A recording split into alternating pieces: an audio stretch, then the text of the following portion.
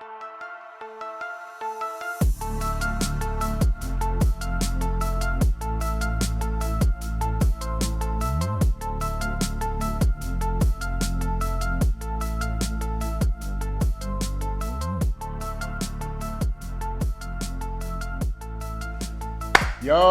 what's up? Back with your boy Bo Bell, the Final Bell. Listen, I got a special guest, a special friend, one of my favorite people, right? This dude is a bucket waiting to happen. Been working with Kevin Murphy for a long time, since he was a young one. And he developed into being one of the best scorers in the world. That's what I say personally. I've seen the best, and I know. So I want to welcome my boy, Kevin Murphy. What's up, Murph? Bo Pete, what up, baby? My man. My guy. My man. Murph, man, listen, man. Tell the audience, man, a little bit about how we first met, if you remember. Man, so we met when I was about maybe 15, 16. We met through your nephew, Swain, man. Swain was actually, he was teaching at my school, at my high school. Which is? Creekside. Creekside High School. He was teaching at Creekside. You know, he would go overseas, come back, get a little job, you know what I'm saying, during the season. And I used to see him, like, working out after school. So I used to go ask him, you know, hey, man, let me get in with you. Let me work out with you. So we used to do it for days, you know what I'm saying, work out. And he was like, man, my uncle, Georgia Star, he with the Georgia Stars, man. He coached for the Georgia Stars, nice little team, man. You should go out there, man. Go try out there. And you know, I'm playing with Team Georgia at the time. They second team. Right. One of my teammates in high school, Courtney, his daddy was the coach. Got it. So I'm in that thing averaging 40. You know, so I'm having fun. You know, we just doing what we do. You know what I'm saying? I'm playing with my friends. He was like, nah, you should go. So one tournament, I think he invited you to maybe like a Christmas tournament. I forgot where it was at. It was at Morehouse. Morehouse. Yes. So, and I might have just came off an injury. Mm-hmm. I had broke my hand or something. I had just came off an injury, and you came up there and seen the game. I might have had 4 points. Might have went like 2 for 18 or something like that. Had a bad shooting game. But I remember you were like, man, you seen it. You was like, man, you seen that I can play. You told me to come to the tryout. I remember I went to the tryout out there in Norcross, went out there. You know, so the rest is history, you know what I'm saying? You know what I mean? Well, I would say, and that team was loaded. And my thing was, once I saw the potential in you, I'm going to tell you the thing that really stood out. You had that fire in your game. And you had some skills. You had a lot of things that you can't teach. Mm-hmm. And that's why you are the scorer. That's why you was able to put that ball in the basket. Mm-hmm. But I was like 12, 13 deep, and I made a spot for you. Mm-hmm. Now, I'm going to tell you, once I made that spot with the Georgia, that was one of the top teams in the history of AAU basketball with all the guys we had on that team. And we brought you in. Once you came in, you fitted right in. But it was so hard for you. And let me tell you what I admire about you to this day. But I think this helped you long term. Yeah. Tell you what I love about you. Yeah. You was like the 12th man sometimes. And you was like itching at it. You know, every time you wanted to play, because you knew that you had the skills to play. But I think our practices sometimes was more competitive than playing in some of them games. For sure. Yeah. Man, I took that, and like before you just said that, I tell people all the time that prepared me for every situation when it comes to going to different levels on the basketball aspect. Man, like I said, I was the 12th man on the team. Now, most people today's age, most players and parents would have just switched. Yep. Would have just switched teams and found somewhere where they can play. But, man, I remember my father, I wasn't playing. And I probably played like the last, you know, if we up 20, you know what I'm saying? You know how I go, you know what I'm saying? But I go in, I do my thing. Man, I remember my dad, it was at one game, and like you had a conversation. I'm standing right there in front of him, and I think you wanted to kind of explain to him why I wasn't playing. So you trying to smooth, you know how you talk, you trying to smooth it over. Mm. You like, man, we trying to work him in and stuff like that. You know what I mean? He gonna find his way. Just keep him with it. Man, you know, I remember my dad had said, man, this is your team. Mm. You do whatever you want. With however you see fit with my son, you do whatever you want with it. And that kind of made me be like, man, you know what? I got to get better. Yes. I got to get better. And that prepared me, man. When I tell you, when they go to the next level. Now, high school, I was the man on my team, for sure. Right. Went to that team, the Georgia Stars, barely getting off the bench. Right. Went to college, you got to start over. Now you a freshman, working your way up. Now, that same mindset, man, I got to work my way up from the Georgia Stars to playing. Right. Same in college. Got me all the way to college. Same thing with the pros. Got to start over. Right. So it prepared me in a lot of different ways, man. But I don't think most kids can do that this day and time. I agree with you too, Murph. But the thing too, also that was really cool that I liked about you, and I never really told you, is once we start working out, when my nephew Swain told me about you, when you start working out with me, your passion and your drive, I mean, I got you on tape. You know, you had mentioned like, hey man, Bo told me if I you say if I work with Bo, man, I'm gonna get a chance to go play in Europe, I'm gonna play in the NBA, you know what I mean? Because you knew the work that we was doing, but not the work. It was just I was just giving you the information. You know, nobody worked harder than you, bro. Like for real. When I tell you, like it was like you was like a sponge, bro. You was soaking that stuff, that footwork stuff. Once you got that on top of your game, it was the wrap. And then I just saw the growth, and you stayed just focused. And then even when you went to Tennessee, when you went off to school, to college, man, on the weekend, you trying to get back in the gym with me, man. You trying to get back in the gym because now you was locked in. And once you got locked in, it was a wrap. I always felt when you hit that level, it's not many people in the world could do the things that you can do on that basketball court. And I want you to touch on also real quick, just about when you playing with the teams that I'm involved with, when I'm coaching, it has always been bigger than basketball. You know, it's how we look, how we conduct ourselves. I want you to touch on all of that. The approach, attitudes, all that stuff means something to our team. So touch on all of those things if you don't mind, man. Just the whole experience, basically. Yeah. So first off, the work ethic. I think that pretty much came from me personally. I'm putting all my eggs in one basket. Like this shit has to work. That was my mindset from a very young age. Like we were talking about your nephew Swain. He seen it in me in a young age. He was the first one that told me, hey, bro, you can go to the league. That was the only thing I needed to hear. I just needed one person to tell me, hey, you got a chance. Huh? Right. You know what I'm saying? You definitely got a chance. So now my mind has set all my eggs in this basket. Everything I'm going to do, I got to go hard with this. This is going to work.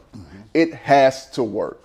So that was the work ethic when it came from that. And once I got with you, with the teams, with the Georgia Stars, you kind of showed me at an early age about routine, how to be a pro, how to conduct yourself, how to look presentable, how to do all of these things, because all the stuff that you did with our teams, man, like man, you used to wake us up at 6 in the damn morning to go outside and you know what I'm saying, to go outside at the hotel, walk through the woods and talking about get the fresh out.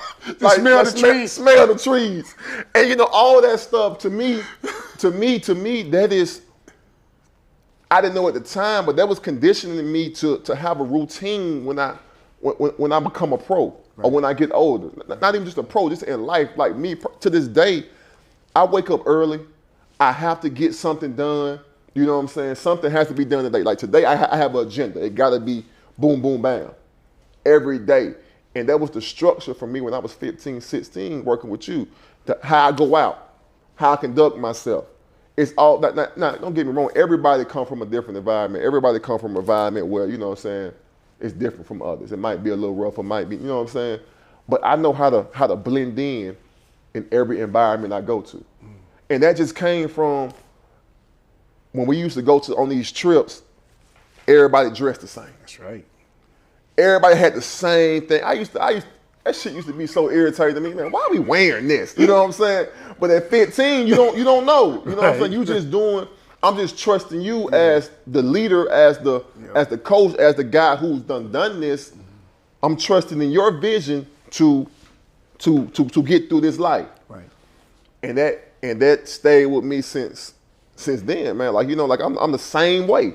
You know what I'm saying? Most good basketball players have a routine every day. Yes. You know what I'm saying? And we always talked about that routine, man. But the thing too, Murph, you guys are so talented, man. We had so much talent on that team, man. But we treated it. I tried to treat it like it was a professional team. So, because I wanted to give y'all professional life lessons through that whole process. That was the goal, and it came off. Because look at most of you guys. Look at all of you guys on that team. Everybody's productive. Man, we had 8, 9 pros on that team, right? Professionals, you know what I mean? And so that was a great experience, man. But I'm gonna tell you. So after that, Murph got drafted to Utah Jazz. You went what number? 47. Went 47 to the Utah Jazz, and then just tell them about that whole transition, man. When you left college, and then you went to Utah, you got drafted number 47 to Utah Jazz. Man, so my whole mindset was different going into college. At first, like college, they were talking about when I first got there, they wanted me to red shirt. Matter of fact, let's go back a little bit further from high school. Like I only had one offer. Right. Was to this school, Tennessee Tech. You know, so I had one offer. I qualified late. You know what I'm saying? If y'all know about the sliding scales, the essay, your GPA got to match your SAT. So not to cut you off, and you stay right there though, but I got to give you this, and I don't think I ever told you this.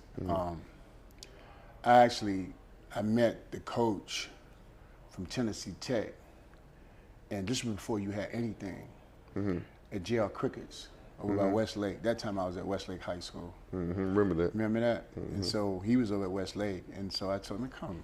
We went and sit down at that JR Crickets over there. And I said, man, I got a kid you got to take. I told him, I said, you don't even know that. Nobody know that to this day. I got a kid you got to take. And I didn't know he was going to do it, but I said, he got the goods. He said, boy, if you say it, I believe it. And I was passionate about it. I said, look, this motherfucker got it. You just need the opportunity to shine with it. But anyway, keep your story going, man. So I didn't know that. Yep, yeah, it's true. That's right. I didn't know that. It's a true story. But so my senior year, sliding scale. Yep. Had to match up. My GPA wasn't changing. I made straight A's my last years in high school. I took the SAT 3 times. I got the same exact score. The same exact score every time I took it. The same exact one. We didn't go up, didn't go down. I got the same score. So in my mind, I'm like, man, this shit's not moving. It's not changed. So my mind shift kind of switched because now they saying I got to go JUCO or prep. Back then, I didn't know too much about prep. I didn't know, you know what I'm saying? And they like JUCO. I'm like, bro, I'm not going to JUCO. You know, so I'm not going D2. I'm not doing that. So that summer, Tennessee Tech, they was at my school every week. Coach Russ, man. Coach Russ was at my school every week. That's what I sit down with. Yeah, he was at my school every week coming in, trying to check on me, trying to make sure I get my grades. So after I graduated high school, I had to go early. I had to leave early to go to Tennessee Tech and take like 2 more classes to qualify. Okay, do all that. Tennessee Tech, the only school offered me. Went on that visit, hated it. Didn't like it at all. I'm like, man, what is this? You know what I'm saying? I'm coming from the south side of Atlanta. You know what I'm saying? Rarely seeing white people, seeing thousands of white people when I got up there. Man, what is this? You know what I'm saying? But it was my only offer. That was my only visit, my only offer. Took it, ran with it, boom, signed there. Get there, they wanted me to red shirt. Not red shirt. I know I'm better than these guys here. I know I'm better than these guys. Worked my ass off. My whole mindset was, in 2 years, man, I'm finna go overseas. I'm gonna stay here in 2 years. I'm gonna go overseas. I ain't finna do it because school really wasn't for me. Man, I'm finna go overseas. Forget this. 2 years, I'm gonna get my numbers. I'm going overseas. That's my sophomore year. I kind of had like a breakout year. Averaged like 16. Sophomore year, good numbers, good team. We was solid, and I remember we played Memphis that year. We played Spoon. We played Spoon that year. Gave Spoon about 22, 24. You know, against a small school, that's a big. lot. That's big. So that sophomore year, going into that summer, man, my coach thought I was going to transfer. But you know, back then when you transfer, you had to sit out a year. I'm not doing that. Right. I'm not. That's an extra year of school. Right. I'm not doing that. And he was like, man, nah, man. And it was a scout because that conference, the OVC had every year it was a guy that got drafted every year from the OVC. Right. I think my first year was like Lester Hudson, then it was Kenneth Fareed, then it was me, then it was Isaiah Cannon. But Kenneth Fareed was the one that was the big one, first round guy. Remember that. So he had scouts at every game he was at. And I remember a Bull Scout told me, he was like, man, you might have a chance. And I was still thinking about transferring. Came back home. C. Watts was at Georgia Tech. Yeah. At Georgia Tech, man, he was like, and I told him, like, I'm thinking about, you know what I'm saying, transferring. Mm-hmm. Man, he said, man, if you come here, you'll probably sit. Mm-hmm. You know what I'm saying? You'll play, but you'll probably sit. He was like, man, if you stay at Tennessee Tech 4 years, man, you can get drafted. So that was the reason I stayed. Say less. You know what I'm saying? I had one person. I just needed one person, one credible person, right, to give me guidance. Right. Say less. Yep. Ended up staying there. Had 2 more years, my junior and senior year, breakout years. Killed it. You know what I'm saying? Yeah. What really put me over the hump, my senior year, I had 50. Yep. Had 50 in college. Was the only player that season to have 50. Yeah. Yeah. Now this is now I was telling him earlier that I'm not a social media guy. Right. Like I've never been. This is when Twitter had first kind of hopped out there. Yeah, you know what I'm saying. Yeah. And they said I was what they call it? Is it buzzing or what they call it when you trending? Oh, trending. You're trending. Yeah, you trend. You ain't no neither. You know what I'm saying? Yeah, I know that's right. So I was trending on Twitter, but I didn't have a Twitter. Sure. You know what I'm saying? Because they were talking about the 50-point game. So anyway, that kind of boosted me up. After my senior year, season done, boom, I come back here. Yep. Right after school. We train, we working, we getting it in. I come here maybe like 3-4 days, go back up there, do a couple classes. You know, back as a senior, I only had like two classes that I had to go to. The rest is online. So I come here 3-4 days, go back up there, did that for the rest of the whole draft process. Then when I graduated, I think I might have went to IMG or something like that. Right. But I'm gonna go in right here. So I remember all of that, right? Mm-hmm. When I saw the, let's say the transformation, when I saw the transformation, I say, he's ready. When you came home that summer after it was over, like we had you with the weight jackets. I remember all that. We was working, you know. We was going to the football field. You was all running, that. I had you running 200-yard dash. We was running heels. So we took it to that whole level. So you was so much better in shape when you went to the Portsmouth. That's when you shut it down. You was everybody else was tired, but you wasn't. And you just showed Portsmouth, for all you don't know, Portsmouth is they take all the best seniors in college and put them in a tournament, like a 2-3 day tournament, and just have them play against each other. When I tell you, man, my first game in the Portsmouth, only like 2 to 5 of those players get invited to the draft combine, the NBA draft combine. And that's 60 players in the freshmen, you know what I'm saying, overseas, it's 60 players, the best players. Man, my first game in the Portsmouth, man, I had like maybe like 18, 20 points on like 8 shots. Like it was something so crazy. It was just, and then we won. Like we was winning. Like we ended up winning the whole thing. But man, so after that first game, I was walking back, you know, to go to the hotel and stuff. People told me, man, go home. Like you did enough. Like go, like you straight. You good. You going to the combine. Like we know. Like go home. Shut it down. Now me being the guy that got everything out the mud, grind for everything. I don't know what you saying go home. I think you're playing. You know, I don't know. You know, I don't know. I'm just going through this process. I'm happy to be here. Right. I'm trying to kill everybody. I'm trying to stay every day and kill everybody. But they was seriously like go home. And if I would have knew, I probably would have. Like if I know what I knew back, know what I know now back then, I probably would have been, okay, let's shut this down. Like I did enough. Sure. You know what I'm saying? But I ended up staying. We ended up winning the championship, winning the whole thing. And I got invited to that combine. Mm-hmm. But before that, man, I did maybe 18 workouts, 16 to 18 workouts for different teams. I remember that. Crazy. Like I'm on a plane every other day, I saw that. going here, going there, going there. And I remember I remember this one particular workout where I thought it was me, like Chris Middleton, like Marcus Teague, and a couple other guys for the Bulls that year. So my range coming out, my range was anywhere from like late first, you know what I'm saying, mid second round. That was my projected range. And the Bulls had the 29th pick. I wanted it. Bo, I wanted it.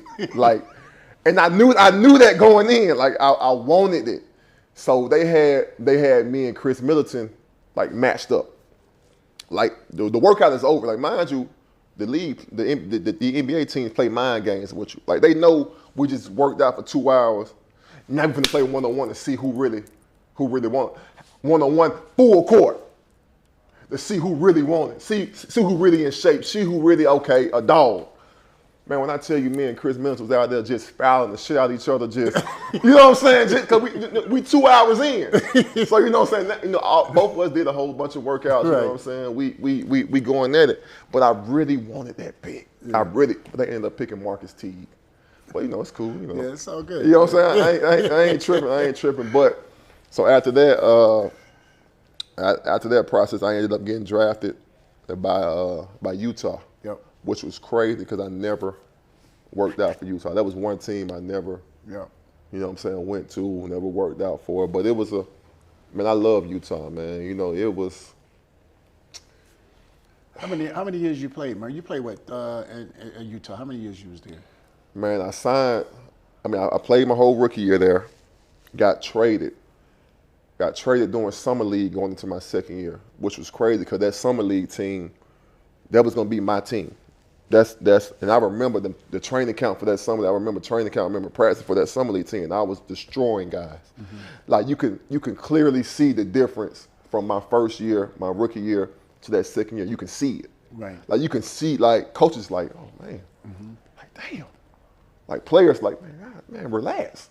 No, I'm trying to show y'all that I'm supposed to be here. I'm supposed to be playing. Exactly.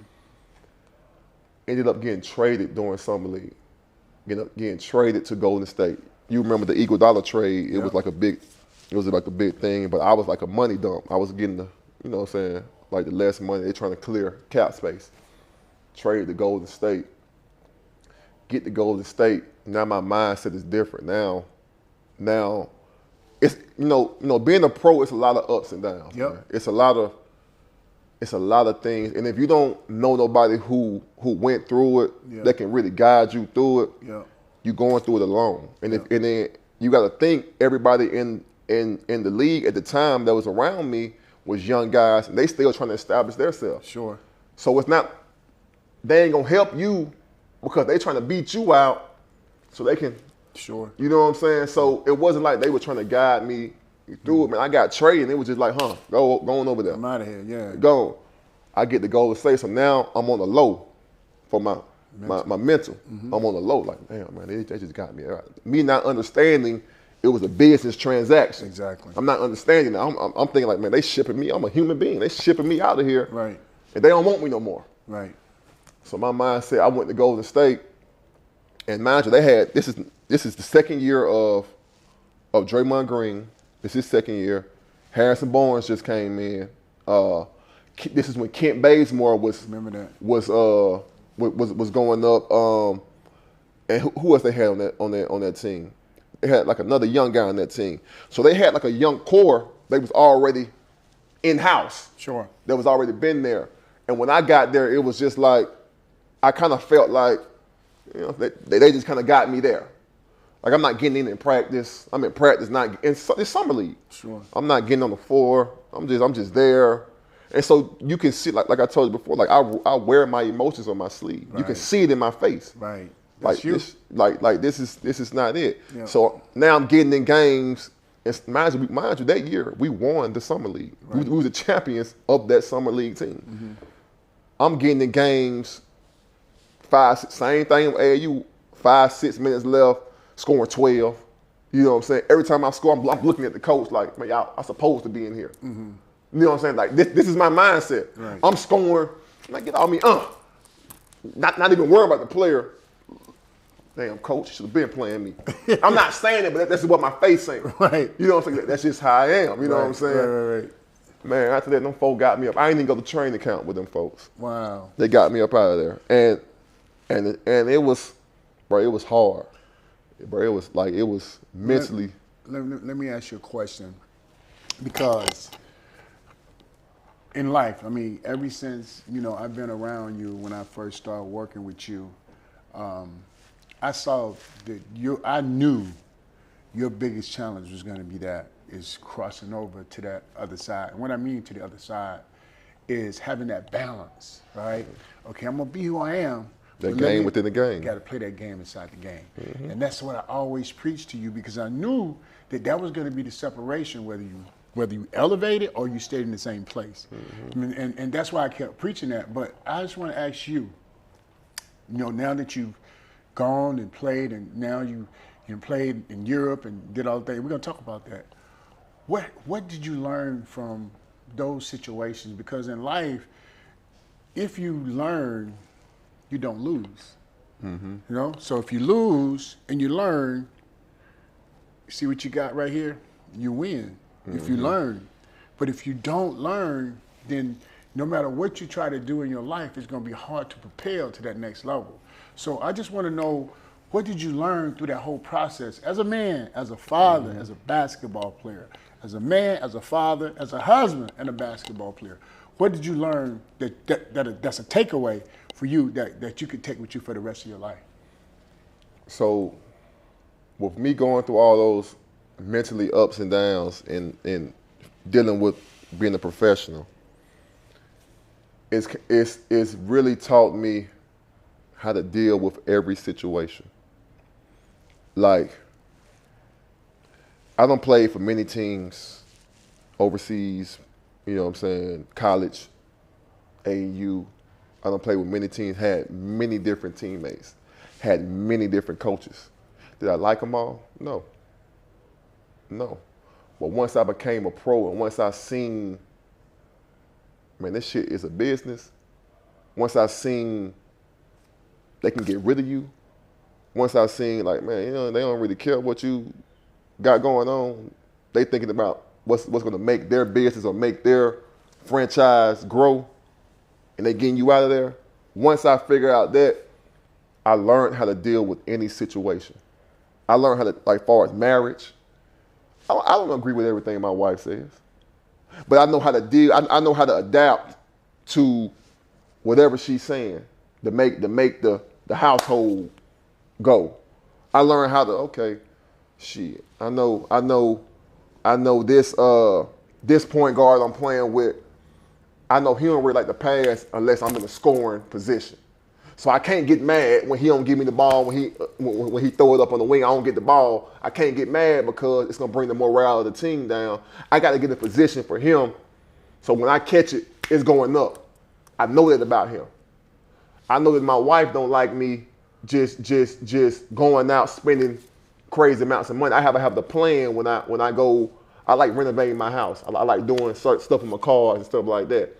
I gotta have a plan to tell my wife, look, baby, this guy's charging me $1,000 to wrap my car, but he said if I bring it up on this day and leave it there for a couple of weeks, he'll charge me $700. You know what I'm saying? Something like that. I gotta have a plan before I go to her and just say, I can't just go and say, I'm getting my car wrapped. Or I can't just come back with my car wrapped and she know nothing about it. Same thing with this point guard. I can't just get mad at him for not advancing the ball when he don't do that. Right. So, you know what I'm saying? What I'm hearing, and which is healthy, I'm gonna be straight with you, because that's already an elevation of you being, me knowing you for so long. Now you being more open, more receptive to being able to cater to life based on what you need, right? Because see, here's the thing, I know for sure, and you mentioned about your wife. See, happy spouse, happy house. Man, come on now. You know what I'm saying? And so now you figured that out. Now that's all part of growing as a man, as a person, because you want to make sure that everything go right.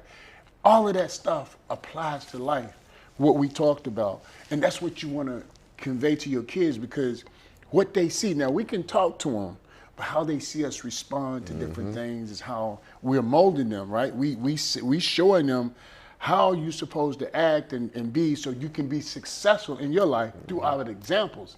And so what I'm hearing from you is already a maturity.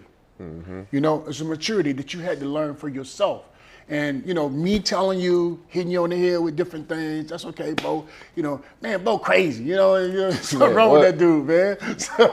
But you know what else I learned? Yes. You know, people say, a lot of people say that if I tell you, like, learn from my mistakes. Yes. People say it all the time. You know, as a kid, you don't get it. You know, Sure. you don't understand it. But as I got older, I started just to watch. You know what I'm saying? Like watch certain, I watch people. Like I watch stuff. I watch how people move. I watch successful people. I watch non-successful people. I learned something from all of them. You know what I'm saying? I learned what not to take. I learned what to take. You know what I'm saying? Me personally, I'm a guy that can take something from anybody. Right. Something positive. Right. You know what I'm saying? But when I was younger, I always thought, man, I gotta do this shit myself. I gotta go through it myself to see. You really don't. You really don't. As I'm getting older, like I can learn. Like I never smoked. Yeah. Never drunk alcohol in my life. Seen it my whole life. Never done it. I learned what not to do by just watching. Like I'm not a believer of peer pressure. Right. Don't believe it. Right. And I think that's another healthy quality that you have. One, you have the discipline. See, that takes discipline. That's what that is. Yeah, that's discipline, man, because you know, you be in that environment where guys, when they go out, everybody gonna drink, everybody gonna smoke. It's easy for you to say, hey man, let me hit this thing, let me smoke too. But so it's in you. You making a choice of what you want to be a discipline about. It's a choice. Yes. Choices. Yes. And so what I'm hearing, you know, even at this stage of your life, because what you're doing now is not for you. It's for your children, bro. You know what I'm saying? So you know, when you making those modifications in your mind, but everything that we go through, Murph, is to teach us. If you're not learning, you're not growing. Like even to this day, Bo, I'm supposed to be the guy, right? One of the guys out here. I'm still learning. I'm learning how, but what I'm learning more about myself and people. That's what taught me the most. You know, because it got to a point where I'm like, wow, you know, I'm asking God, I'm like, man, you know, you asking me to do this, but when you sign up for that position, you got to be prepared to be the sacrificial lamb. Because people are going to take shots at you the higher you go because they're going to, you know, attack your character and things like that. But you got to learn. The hardest thing I learned, Murph, to be honest with you, is I had to learn to be okay with people not knowing my side of the story. You know what I'm saying? I had to learn that, man. And you know, don't try to explain yourself. That's some hard shit. Because you got a bigger picture and you got more coming behind that you have to help. And so I couldn't go over there into those realms because I know what I'm doing is pure, and it always have been since I was AAU. So man, when I was at Georgia Stars, man, you know, I was straight, man. You know what I'm saying? So my point is this, man. I'm so proud of you because now you starting to process because you experience like what life, and now you're gonna figure out, okay, you got 5, 6, 7 more years. I don't know how much more longer you want to play. And you got to figure out how you want your life to be afterwards. You know, with your children. You know, what you want your children to be. How I want to how I want to deliver information to my kids through my actions. Right. All of those things make a difference. But I want to say this. Let's talk about. So you went to the G League also. Went to the G League. Then you went and you played in Europe. And then also my man was the most valuable player with the big three. Now watch it. Anybody that watched that, we're gonna go back to summary. Anybody that watched the big three, you would look at this guy, and most people, all my friends, I'm saying watching. I'm just, you know, I'm always telling people, this is a bucket waiting to happen. He's a pro scorer, right? You and Lou, buckets waiting to happen. So I'm always telling people, y'all just watch this dude. And if this guy is not better than 400 and some players in the league, then something wrong. You know what I mean? So people start watching. You got the most valuable player. So tell people about that whole experience playing the Big Three. And then we're going to go back to the Euro and the G League thing. Man, you just said something about is he not better than 400 and something players. You know what? That mentally, like around maybe like 4 or 5 years ago was when I really mentally became like happy with my basketball career, like mentally, like just being able to accept my career, because for the longest, everywhere I played, whether it was Europe, G League, China, wherever I played, if I'm playing, somebody on the opposing team, player, coach, always ask me, man, why you here? Why you not in the league? And it used to bother me, because I never really had an answer for it. Like it used to really bother me that, man, if all these people see this, why am I not here? Like it was crazy. But until like maybe like 4 years ago is when I really said, you know what, this is my path. You know what I'm saying? This is what I'm supposed to be doing. You know what I'm saying? Now, do I agree with it? Do I have problems accepting it? Yeah, of course. But I'm in a better state of mind to be like, man, I did it. Like I was one of, like it's only been like 5,000 players to ever touch the NBA, and I was one of them. Yes. So when I hear stuff like that, it'd be like, okay, I did it. Yeah. But the Big Three, maybe when I started playing this, when it really, I was like, okay, yeah, I'm cool with this. You know what I'm saying? I'm cool with not being in the league. Man, the Big Three, man, it gave me an opportunity to be like in the United States eyes again. Mm-hmm. You know what I'm saying? 'Cause, you know, when you overseas, you kind of, people forget about you. Right. You know what I'm saying? Unless you see a 15, 30-second clip. Mm-hmm. You know, but they ain't really. But when I was on this Big Three stage, people really like seeing me now. Yes. You know what I'm saying? I'm on national TV in the States. Yes. You know what I'm saying? It's a platform where it was okay, this kid can really go. Like, damn, how old is he? Right. Is he still like what is he doing? Like, you know what I'm saying? So, man, it was a blessing, man, for real, for me to play in front of my mom and dad again. Yeah. You know what I'm saying? They ain't seen me play live since I was in college. But you know, I'm gonna say what I saw in you. I saw a glare. I saw a light that I always knew that was inside of you, bro. Mm-hmm. I saw something I saw happiness. Yeah. I saw gratitude. I saw all those things. And I saw like, I just saw the things that I already knew that you already had. Mm-hmm. And then you was playing so freely without being heavily coached and all of that. And it was just beautiful to watch. I mean, shoot, man, we used to have Big Three parties, man. My boys, man, we go to the bar when you play, bro. Yeah. Listen to me.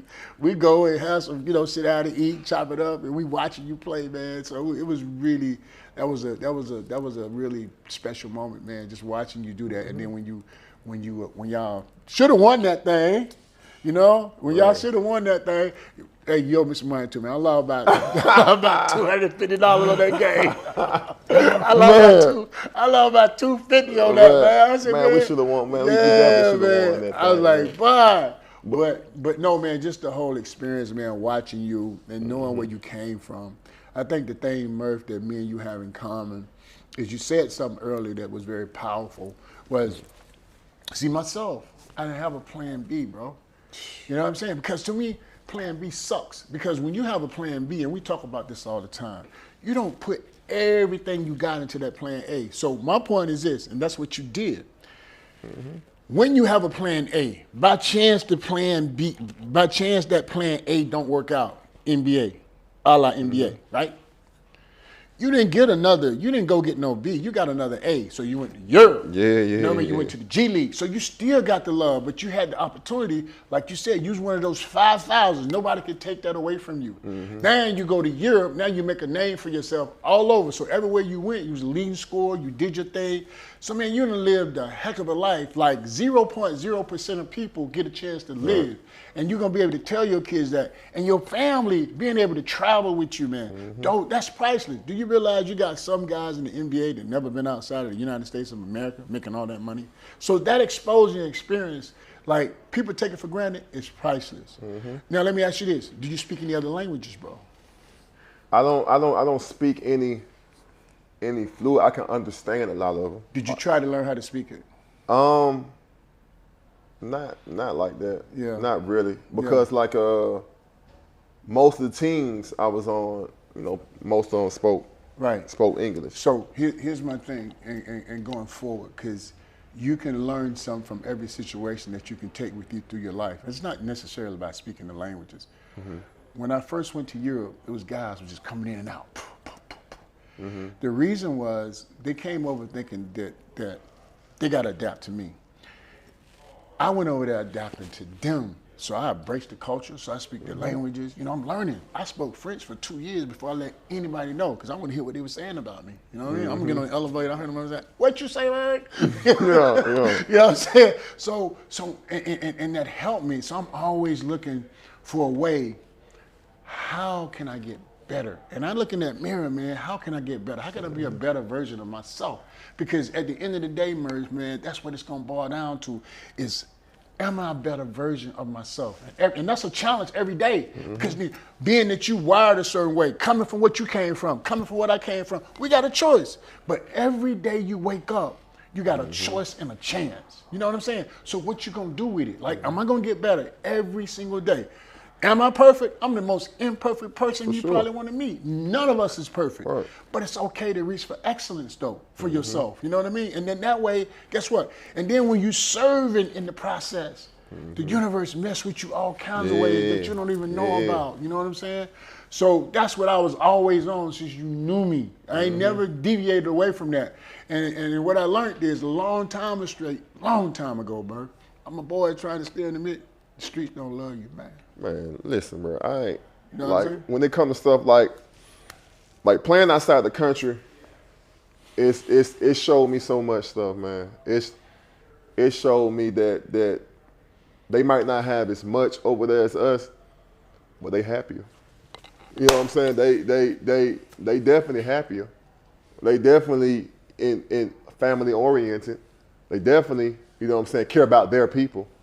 You know what I'm saying? And I like to speak on what you were just saying about embracing the culture over there. Like since I've been, you know what I'm saying, like the last 3 or 4 years is when I really started. 'Cause when I first used to go over there, it was like I'm on the clock. So when I go over there, I'm punching the clock and I can't wait to get back. Right. I'm just doing my time. Right. Getting this check until I can get back. Right. I ain't really messing with these teammates. I'm at work. I ain't really messing with them. I'm on my own. But these last 3 or 4 years, I really started to go out with them. Like, you know what I'm saying, go to their different restaurants, go to their houses, eat with their families. You know what I'm saying? You start doing that, right? I started doing that. You know what I mean? Start doing that. Start seeing how they really live. Next thing I know, I'm in the desert. You know, so I've been in these Arabic countries the last couple of years. I'm in the desert, you know what I'm saying, drinking tea. You know what I'm saying? Like, you know what I mean? It's just that's how they live over there. Though, you know what I'm saying? Facts. But me personally, when you speak on, you know what I'm saying, the hood don't love you, like, bro, I never, even when I was growing up, you know what I'm saying, I grew up on, like I said, on the south side. Like, my whole neighborhood was Shady Park. Like, you know what I'm saying? We went to a school that was in Fairburn. It was a whole clique of 29, and that was their zone. But I was cool with everybody. Right. I never went in to claim anything. Sure. I never yelled nothing. So I was just cool with everybody. So I've never really been a product of that environment, like being with this neighborhood or being with this gang. I'm cool. Right. I'm cool with everybody. You know what I'm Right. saying? I can go, when I was coming up, I can go anywhere and be cool. I mean, a lot of that had to do with hoop because I was good at basketball, but Right. man, I can go anywhere. I know. Well, let me ask you this. just touch on that because I want some of these young people who's watching the show, who are going to be watching the show. I want you to speak on this.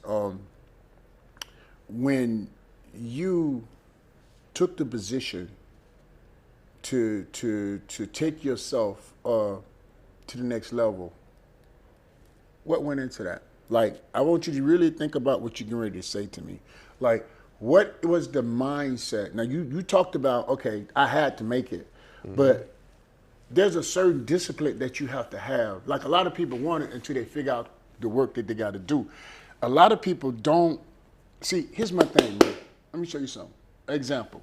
So, Mo, open your hand. So, imagine I got a coin, right? So, if I put this coin in your hand, close it. See, can't nothing come in, can't nothing go out. Open it. See, you got to stay open to receive it. Now you stay open, now the blessings are going to come in. See, a lot of people, once they get it, they close it because now what happens is a lot of people around, you don't know who to trust. So you got all that. So the thing that I learned is, and I think and I'm hoping that, and what I'm hearing is, you opening because you're telling me that you're in the desert drinking tea. Right, so now you embracing. That's a life lesson that you're gonna be able to take with you the rest of your life.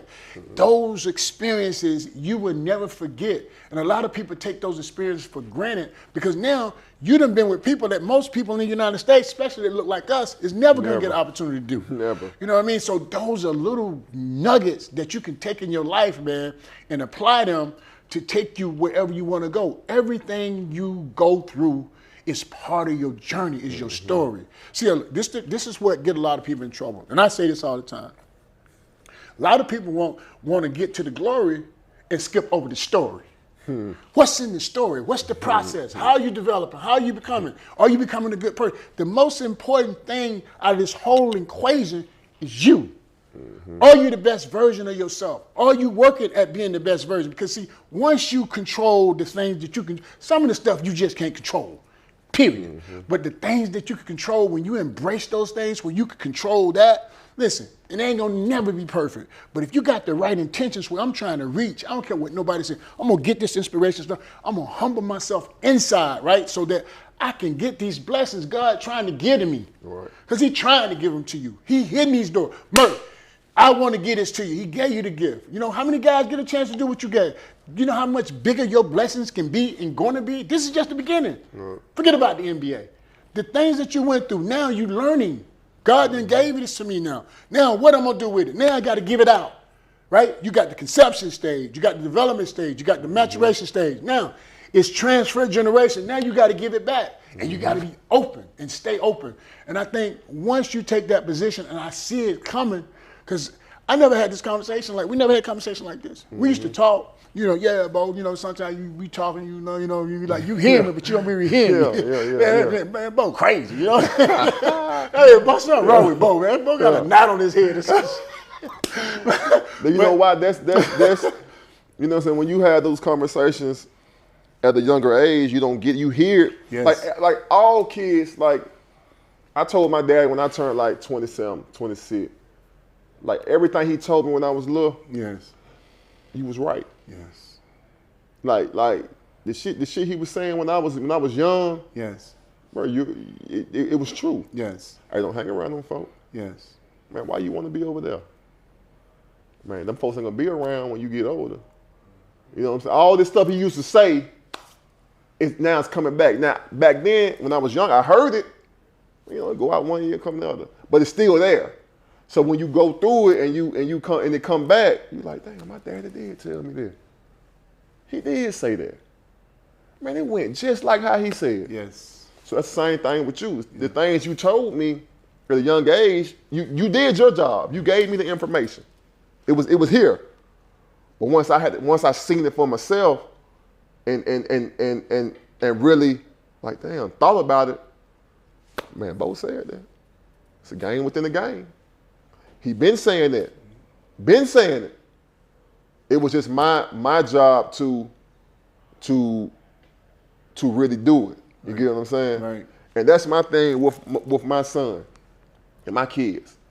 I tell them, I'm telling them everything they're supposed to hear. Of course they're not doing it now. Of course they're not. But once they get to an age where they on their own and this and that, hopefully that information come out. And that's why I was telling you earlier, that's what frustrated me early on. Like, you know what I'm saying? Like me with my kids. Just tell them certain things, they didn't get it right then. Right. But I had to think back. Well, shit, I didn't get it right then when I was 16. Right. It took me, you know what I'm saying? It took me time. Right. Right. So, now I got to put myself in that mindset with them. Like, Right. I say something to them. I probably got to tell my kids every day, make your bed up. Right. Man, get them socks off the floor. Mm-hmm. Come on, man. You see the trash? Take the trash out. Right. Come on, man. Yeah. Hey, man, be a good person. Right. Don't be no bully. I hate bullies. Right. You got to say those things every day. Yes. Of course, they're not going to get it now. They're going to gradually, Right. you know what I'm saying, over time. And then some people, it just take longer. Mm-hmm. But I think though, the sooner, and you make those scenarios for your kids, like even with my kids, it's a struggle. I deal with those same things. Yeah. Like my daughter is in Europe for 49 days right now, man. Like out of 500 people, and I gotta say this because I'm proud of her. Out of 500 kids, University of Georgia, man, they selected her for this law program, international law. Mm-hmm. And she done been to every country. Now she's in Mykonos, Greece, right? Mm-hmm. She's traveling, so she's getting that experience and exposure. But I say that to say this: everybody got struggles with their kids, not just you. Right. But here's what I would say to you, you know, from one man to another. Mm-hmm. I'm already seeing the maturation in you, man. But I really believe it's still another level that you're gonna be able to tap into once you get out here. You know, you're still mm-hmm. playing, and this is a great opportunity for you to do that. Mm-hmm. Because here's the thing, Murph, what I learned, man. What's on the inside gonna come on the outside. Yeah. So if whatever you rocking with on the inside of you, it's gonna reflect in your body language. Like I remember when you was playing, and you used to be itching to play. When we had the Georgia Star, you sit down in the bench, he's like this right here. I'm gonna show y'all. He'd be like, no, every time I look down, everybody like this. Every time I look down the bench, he like this. I wanted you to see me. I wanted you to see. He like this, I wanted bro. you to see. Bro, Like, man, look. Every time I look down the bench, and then, you know, because he was so competitive, right? You know, but as a pro, they take that as you an asshole. Exactly, and that's my whole point, and that's where I was getting ready to go. Mm-hmm. That's the game inside the game, mm-hmm. especially when you're getting there and you're getting a check. Mm-hmm. You're already in the dough. You see what I'm saying? And so if you play the game, if you play that game inside the game, it's not being a punk, I'm being soft or anything. It's about being successful. Mm-hmm. It's about being successful without sacrificing your integrity and the beliefs, mm-hmm. right? But sometimes, man, we have to do what I call, we have to hack our belief system. Mm-hmm. We have to hack it, just like you hack a computer. You have to hack it and say, look, man, let me reevaluate how I process things. Because life is short, man. And like, it's like, how can I become better? And see, I think the more you get that, Murph, man, listen, because you're a dog, bro. Mm-hmm. Your work ethic, you don't drink, you don't smoke, you don't be hanging out in the street. Mm-hmm. You're a family man. I watch you raise your kids. I watch you come from here to here. That next level right now is waiting for you. Mm-hmm. So I'm saying, and every part, and you said it earlier, every level we go to, there should be a transformation. Mm-hmm. You understand what I'm saying? No matter what it is, every single level, I'm still transforming. Because when I leave here, I don't want to leave no stone unturned. Yep. Me being the best version of myself first. Because if I'm not the best version of information that come out of me, if I'm not the best version, people not going. It's going to be harder for them to receive it because it's coming from a different place. Mm-hmm. And so it's an inside job. It ain't, niggas out here on the outside, they playing. That's why when I had those teams, it was almost like it went foul. It didn't matter who we played against with y'all. Yeah. You know what I'm saying? Because we was playing the game the right way, and y'all had to come to practice. It wasn't no. Yeah, nowadays kids don't come to practice. I ain't got no ride. You know what I'm saying? My mama didn't want to bring me. I had to go over here to my friend's house. I get so many excuses, and that's what we talking about earlier. That's what kind of like, you know what I'm saying, drew me away from having my teams. Right. You know what I'm saying? Okay, let's speak on that real quick, and I'm gonna let you go into it. So Murph started working with the youth, and I love when he started his own program. Bang. He also have a line of clothing also, and we're gonna talk about that in a minute too. Mm-hmm. Him and his wife they're designers, right? Mm-hmm. So once you had the Bang, what was your purpose to say, okay, look, man, let me get in this travel team, AU basketball, and then just talk about the experience and your expectations and people not being able to come up to those expectations and what that means. So you know, like you said, I started this program just, you know what I'm saying, just to give back, just to have something, my name attached to it, where I'm doing something great and positive for kids.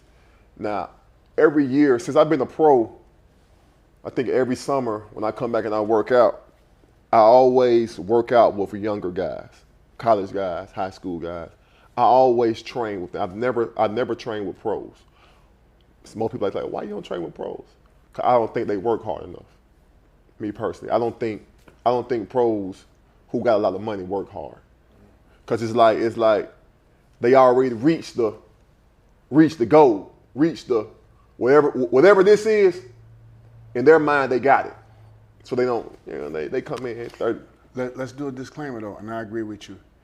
Not all of them, but you got some. No, yeah, most of them. Yeah, but you got some. See, it's a pro and a professional. But go ahead. You was a professional. Yeah. Go ahead. So, that's the difference. Go ahead.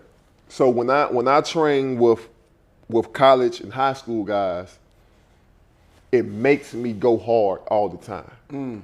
'Cause for one, in their eyes, they're looking up to me to we got to be that, because I'm already a pro. We got to be like him. Shit, he working hard. Why? We got to do it. So it pushes them. Sure. And it also pushes me to keep myself sharp, to keep myself working hard, to put me back in the mindset of when I was in college and high school trying to make it. Like, people laugh at me now because I still have that green Cadillac. You know, it's like the one I had. I still drive it to this day because it keeps me in that mindset of I'm trying to get it. I ain't made it yet. Now, mind you, I got everything anybody can ever want. But when I drive that car, mind you, I drive it every day in the summer. You know what I'm saying? Don't have AC, so I don't drive it like in the daytime. You know what I'm saying? You drive it at night. I ain't. What's crazy? I can fix the AC myself, but I haven't yet. You want it to be hot. Yeah, I want to feel all of it. Yeah, I want to feel all of that. So I still do those certain things to still put me in this grind mode mindset. So I've been doing that for years, and I've been talking like I talked to the youth through that for years. Been doing that. So I was like, man, you know what? Let me get a team together. And so when I got the team, you know, so I grabbed a couple of guys to help me organizing and coaching and stuff like that. But I'm still working. I'm still overseas and stuff, playing over there. And so stuff wasn't really, how can I put this? It wasn't how I would want it to be. To your standards. Yeah, to my standards. Right. You know what I'm saying? Not faulting the people who was running it. Sure. It's just how I see certain things. I should be on the ground with my team. I should be here doing it. And those certain things was the organization, the go hard and practice. Everybody got to make practice. Everybody got to look alike. Everybody got to look like a team. Everybody got to dress like a team. Everybody got to be mannerable. Everybody got to be respectful. Everybody, you know what I'm saying? All these things that I think makes kids become better people wasn't done how I wanted it to be done. Well, see, that was the magic. And when you said that, that's when I saw you doing your own program when you first started. I was like, yes, you know, yes, because you experienced how it's supposed to be done. You saw it yourself. So they can't fool you, you know what I mean? Because you know how it's supposed to be done. But I want to say this though, Murph. With these kids nowadays, I mean, everybody talk about, man, they're talented as all that does, man. Some of these kids are so talented. But for me, talent is like a horse, man. If you don't teach it how to run, it'll run itself to death. Come on, man. So my thing is, with the way that the game is going, right? If these kids are not more efficient, because everybody doing the same drills, you look at the internet, everybody doing the same thing. 100 million drills with no purpose, they just dribbling the ball. But I conveyed to you a long time ago how important your feet was. And now it's like when you play, it's almost like you playing chess while everybody else playing checkers. It's just fun to watch, man. So touch on from a development standpoint, and then the way that the game is going, right? Because it's not going to be catch and hold as much as it used to be, because the game is not you better have a plan when you catch it. You touch it early. Yeah. You touched it early, like, okay, I learned to read my point guards, I know how he plays, so when I catch it, I got to get it off and things like that. So touch on that a little bit real quick, if you don't mind. So me personally, like I pride myself on being able to put the ball in the hole. Like, I know the work I've done to be this finished product. Right. You know what I'm saying? Like I know. Like, at a young age, I knew my game. Like, I kind of understood my abilities. I kind of understood what I could do, what I couldn't do. Like, I always knew I wasn't a great ball handler. Like, I knew that. I personally know that if you make me take more than 7, 8 dribbles, it's a possibility that this not going to go well. Right. You know what I'm saying? Like exactly. Like, I knew that at a very young age. Yes. And that came from, I used to play 1-on-1 and 2-on-2s when I was growing up. We had a court in my backyard on the uneven ground. It was on dirt. Right. It was grass, but we played so much it became dirt. Right. And it was uneven. Right. So if you dribble too many times, the damn ball it's going everywhere. So I learned how to use shot fakes. Right. How to use one dribble pull up, how to use all this stuff to simplify a game. Right. So I knew that. I knew all of that at a young age. I always been able to shoot. Right. I always been able to. But watch this. Once we start putting the package and you start understanding. That's what I was just finna say. Once I got what you now I was already I can already score, but it was I can score. But once I came with you, and you locked in on my feet, like, bro, I can literally score the ball without taking a dribble. Like, I can have 28 points and took 7 dribbles the whole time. Listen to this, young folks. Like it's crazy. Like listen, man. But at the time, you used to have me doing shit, and I used to be like, man, what are we, bro? It's a travel. What are we doing? You know what I'm saying? Like he used to put hula hoops down on the floor. It used to be like 5, 6 hula hoops, and you would start from half court. The hula hoops in the paint by the rim, and you had to put a foot in every hula hoop before you could score. And I used to be like, man, bro, what the hell? How the hell I'm gonna do that with the ball? Like, how the hell? You know what I'm saying? But it all makes sense now. All of that foundation work just comes. It's natural now. Mm-hmm. It just comes out naturally. So all my whole game, when you scout me, you really can't. It's like you really can't tone in on one thing, because I can switch my pivot. Yep. I can I can play out the left. I can catch right, left, and shoot. I can catch left, right, and shoot. And the jump style. You know what I'm saying? I can do all of those things. Yep. And I can see people getting so damn mad, like when they guard me. You know what I'm saying? Because I'm not. If you look at my game, it's so fundamental. Yes. It's so straight to the point. Yes. Like, you know what I'm saying? It's never like, I mean, of course I can dribble. I'm not saying I can't dribble. Yeah, but you didn't have to. But I don't have to. That's why I was telling you about the team I was with this season. Like, you don't have too many players that can adapt to every situation. Mm-hmm. I can play off the ball. Mm-hmm. I can play with the ball. Mm-hmm. I can play in the mid post. Mm-hmm. I can play in the low post. Mm-hmm. I can catch and shoot. Everybody can't do that. Mm-hmm. Mm-hmm. And I've exceeded every situation I've played in, every situation I've been in, as far as Europe. You know, you've been in Europe. Yeah. Europe is more systematic. Yes. It's more pass, cut, pass, pass. Yes. Shoot last 5 seconds, under 5 seconds of the shot clock. Yep. I thrived in that. Yep. You know what I'm saying? I can play in China where they want you to just have the ball and just score. I thrived in that. Right. I can play in pretty much any system, and that's what I think separates me from a lot of cats. But see, all of that comes from your maturation and growth, though, man. Yeah. All of those things that you just talked about, bro, you're gonna be able to apply those experiences in your life, directly or indirectly. And that's why I'm so proud that you opening up. And see, before you was closed a little bit, you know what I mean? Because you didn't know. You know what I'm saying? Just like I didn't know. I had to learn, man, listen, the grind taught me a lot, bro. Yeah. You know, and so once I learned how to stay open, you know, it's like I never really had to worry about anything, Murph, because first of all, your health is your wealth. And if you don't have that, you always say, man, bro, man, you wear them tight shirts, you look like you lift weights. I do. I do. And I'm trying to make sure what I put in my body. So all of that means something because you want to preserve, man, for your children, for your family, but more important for yourself. Because without you, you don't really, you can't help people like you really want to help them.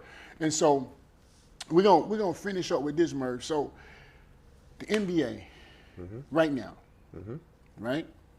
And the way that the game is trending, the way that the game is going, right?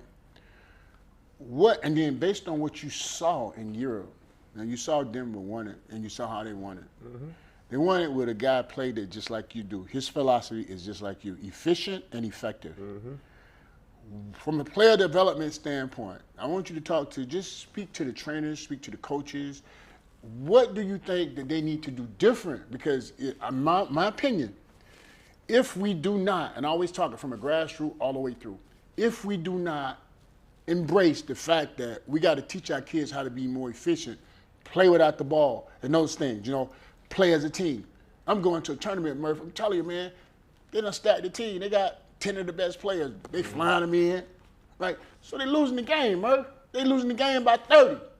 They walking out, talking about they stacked. Man, I had 20. Man, I should have dunked on them. You just lost by 30. You know what I'm saying? And so now watch this.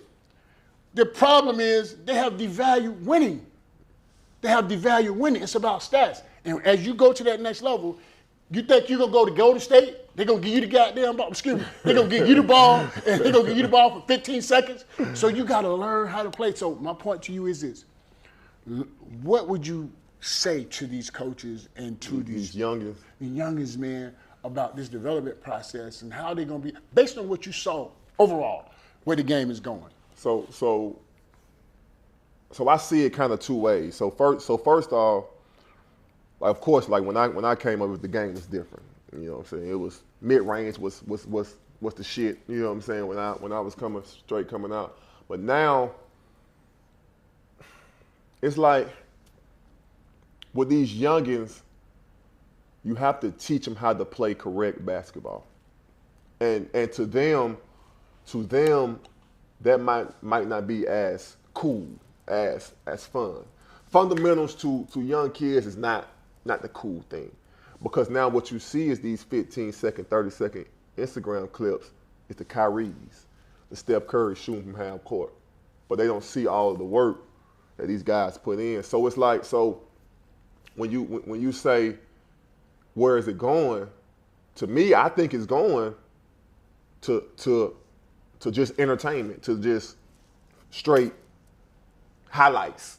That's where it's going to me. But if you want to be a real basketball player, you have to start with a fundamental foundation. Everything after that is a plus. It's a cherry. Now I'm not saying take your imagination away with the handling, with the doing your thing. Still do that, but know the core, your foundation, your feet. Yes. Your pivot, your triple threat, all of this stuff. Learning how to pass and cut. Learning how to, if your man driving towards you, you on the wing, to go down to the corner. Knowing how to pick and roll and replace on the opposite side. Teaching all those things, because each level you go up, it's going to get hard. Like you said, you're not going to have the ball in your hand for 15 seconds. You have to prove to your college coach. If you're not coming in and you 5-star already, you're not going to have the ball. So that's 80% of the guys going to the next level. So what you got to do is, you got to say, you know what, work on your game, work on your whole game. But you got to show the coach, like, look, I can play your way, I can play your system. Now what the coach do? He start giving you leeway. He start, okay, I see you putting in the work, I see you doing this. Now you can use your imagination a little bit, what we're playing within this system. Right. You know what I'm saying? Right. And then when you get to the pros, it's the same thing. If you're not the lottery pick, you're not going to have the ball in your hands. You got to play in this system first before you can kind of get your, you know what I'm saying, get your way. Right. And I love it, Murph. You absolutely, you dead on, man. what you're pretty much saying is a lot of these young players, even the guys that's developing our kids. Well, I want to, because a lot of them training. You train dogs, cats, chickens, and animals. You develop people. Remember that. So my thing is, everybody make it about, okay, I'm doing drills, I'm teaching them. Okay, you can go on the internet and find a drill and teach somebody how to do a drill. The biggest issue I think, and you've touched on it, just in a different way, is they've gotten bored with the basics. They're bored. They're bored with the basics. It's not cool, just like you just said. It's not cool, but the problem is they don't master the basics. So in other words, they're putting the carriage before the horse. So now they jumping, putting the goal is, like you said, to build the fundamental foundation. Then you put your personality on top of it. That's the goal. That's pretty much what you just said. And that's what I've been preaching. Burke could tell you, and you know that. That's what I lay my hat on. And that's how you're going to give yourself a legitimate opportunity to maximize, not get better. Because everybody's going to get better, if you do something a long period of time. You're going to get better. It's just like, okay, you batting, but you batting with your hand in the wrong position, and you hitting home runs. But you're going to break your wrist. You know what I'm saying? So, and guess what? So you got to stay with you don't have a fundamental foundation to go back to, so when you make mistakes, you don't have anything to go back to. But anyway, I want to say this, and we're going to keep this rocking and get up out of here. I think the coaches that choose to be a part of travel basketball that's working with our kids from a development standpoint, all of them, there need to be some type of mandate in place. Man, come on now. You know what I'm saying? There need to be some type of mandate where everybody is teaching the basics, right? Because what's happening is a lot of kids who they think gonna get it ain't gonna get it. And so it's only, listen, ain't going, because they're not getting the right stuff. Everybody running to the height. And there's only so many positions, man, but my thing is too, let me ask you this, and I'm gonna let you touch this. My thing is too, we gotta try to teach them something more than just basketball too in the process. Man. So look, I ain't gonna name no names, I ain't gonna throw nobody under the bus, but when I had my program, right, my team. Bang. Yep, my team, Bang, stand for Believe and Never Give Up. When I had the program, I'm like I say, I'm just popping in. I'm still actively working. I got 3 kids, I'm popping in, I'm here and there. And one question I asked, like the whole people that I was that was helping me, I said, man, are we really helping these kids? Because I had already seen basketball, like most of these kids, they could probably go D2, JUCO. Like I seen that, like they ain't finna go make no real money. Not with their work ethic that I seen, they ain't finna go make no real money doing this. So they're gonna have to doing something else. So I asked them, I say, man, are we really helping these kids? And I asked them that because we was having a conversation, and I forgot what this program called. It's like when these kids are in school, they kind of put them on special ed. They put them in special ed on purpose because it's a better chance for them to like it's different benefits for them to go to college and get these scholarships and stuff like that. So they put them on special ed.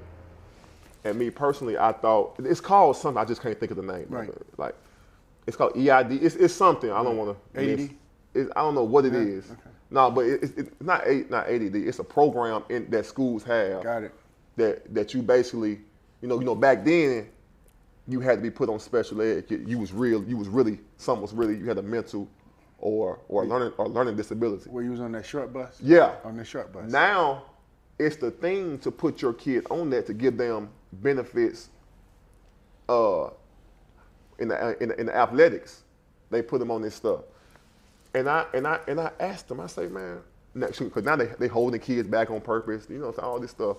I said, bro, are we really helping these kids? Like, are we really, like, putting these kids in better positions to be better people? Like, are we really doing that? It's going to help them with the basketball. And now, mind you, my mindset is like, bro, they're not going to be a pro, bro. They're not. Like, let's help them go to college Let's help them be good people. Let's help them be in the better position, you know what I'm saying, once they leave us. Let's help them be, when they go out here in this world, they ain't getting locked up for no stupid stuff. Nah, man, they're going to be in this school. We're going to make a school, put them in this school, you know, pass them all, you know what I'm saying, pass all their grades. They're going to be straight. Now, in my mind, like, bro, they're going to be dumb. But to them, it's all about the athletics and them chasing this dollar, which I don't see none of these kids was getting, but they didn't understand that. So that's why I kind of backed away from it too, because I seen I ain't trying to be like no person that just putting these kids in position to fail. Right. You know And I think, Murph, and I really think that, you know, and I'm so happy that you thinking along those ways, because you saw how we moved. Man. You saw how we moved. Like a pro team. Yeah, man. And so what we trying to do, and that's why the only reason, Murph, because really I got away from AAU basketball because I didn't like the stuff at the top. I didn't like the stuff. You know, I had the best of the best. Yeah. And so I had people coming, different people coming from all over the place, man, wanting to get involved, but they weren't even a part of the process, right? So I got away from it, man, because I didn't like what I saw in the mirror for a minute, because I'm in the environment. You know what they say, birds of a feather flock together? Yeah. You know what I'm saying? Like when you in that environment, it's just like if you're in a car and somebody go rob the bank, you in the car, you guilty too. Yeah. So my point was, I wanted to get away from that. I didn't want to even be associated with that type of stuff that was going on, because that's not that's not even in my DNA, bro. Like I started coaching my younger brothers, man, when I was 12 years old, man. So it's always been in me to serve. And so when I can't serve and serve with a purpose, well, I'm helping somebody, because it ain't about Bo. It ain't never been about Bo Bell. So, always God has taken care of me. When I tell you that, man, God has taken care of me and my family so much, man. I never really wanted for anything, and I'm so grateful. But I want to say this, though, Murph. The thing that we do at our program, the only reason I got back into it, because when I was developing these kids, they go and play with these programs, they come back to me, it's almost like I had to start over. You know what I'm saying? So that's the only reason I got in. So I started the program, but I said, if I do it, I'm going to have to put these initiatives to it, and you got to participate in them. So we got the little education enhancement program, health and wellness nutritional program, where we making sure you know what you put in your body, at least opening their minds, right? We got the financial initiative program. You know, one thing about money, it don't come with instructions, right? So my thing was, it's like, okay, we just gonna open their mind, how to balance a checkbook. You know what I mean? What is a 401k? What you do in investment? What is stocks? You know what I mean? What's the most valuable thing you can own? And people don't know. It's dirt. You know, just telling them things, getting them to understand, open their mind, talking about entrepreneurship, owning your own businesses, open their minds, right? Yep. But we got that basketball, we can do that. And then the last piece is community service. Yep. Community service, man. You know what I mean? We have them out there planting trees, bro. We got them planting trees. We got them going to the, we're giving out blankets. Y'all got to be a part of this. This is real. Like, a lot of people talking the talk, but they ain't walking the walk. You know what I'm saying? So all I'm saying to you is, I'm so proud of you, my dude. This is some real stuff, man. Because now I'm seeing a whole different maturation that you going through with yourself. And now them hands done start coming open a little bit more. But when they get like this, it's over. You know what I'm saying? When they get like that, and then don't sweat the small stuff. Oh, no. You know what I'm saying? Keep letting that ride. Let that shit just roll off of you, man, because people going to take shots at you. What are you doing good? What are you doing bad? People going to hate. You're going to have that. I learned that. And guess what? Like I told you earlier, you got to always be okay with people not knowing your side of the story. And then knowing what you're doing has always been genuine, and knowing your heart. And the people that know your heart, they know you. And so, again, man, I want to thank you so much, man, for coming on this show, man, chopping it up. Because you helped a lot of people, man. Yeah. And then going out, I know you got your business, man. I want to plug your business and what you and your wife doing, man. Talk about that a little bit. Yeah, so I got my brand, Bang Up, Believe and Never Give Up. Wait, Murph. I say that again. It has meaning, right? Bang. Tell them what that, and break that down to them. What does bang mean? Bang means believe and never give up. It's basically my lifestyle. You know what I'm saying? If you heard this podcast, you heard a little bit about me basically believing and never give up with my journey, the basketball journey, my life journey. Everything is just that simple. Just believe and never give up. Your dreams will come true, all of that stuff. So me and my wife, we design our own clothes, athletic wear with the Bang. You can get some at bangupclothing.com. Like I said, we had the team, which will be coming back soon. You know what I'm saying? It'll be coming back soon. Have a trucking company also under the Bang Up Trucking. So we kind of doing, you know what I'm saying? We moving in the right direction. You know what I'm saying? We trying to set it up where when I get done bouncing this ball, or whenever I want to say I'm done bouncing this ball, we'll be straight. You know what I'm saying? I can really start giving back to my knowledge of the game to a lot of young. That's all I'm really doing it for the young folks. Absolutely, absolutely. And when you do that, Murph, the universe, it kind of bring the energy back to you, because a lot of times our blessings might not come directly to us. They might come to our children if we're doing right by people. So just keep doing that, bro. I just think God got even some bigger things for you, bro, for real, man. And just stay open, man. And just stay prayed up, bro. My guy. Appreciate it. Little boy right here. Appreciate you, man. Much love, man. Yes, We out of here, man. Till next time, we see y'all, man.